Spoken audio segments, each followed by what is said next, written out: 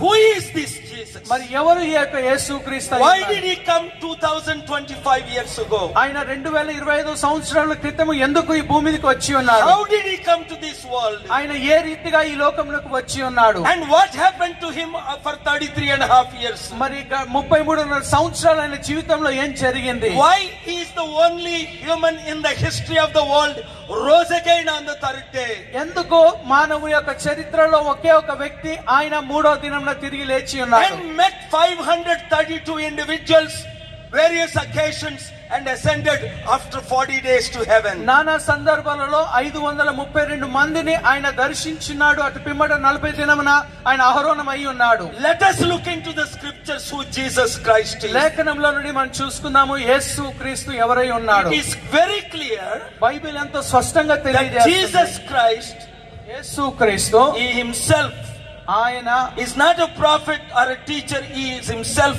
God who came as a human.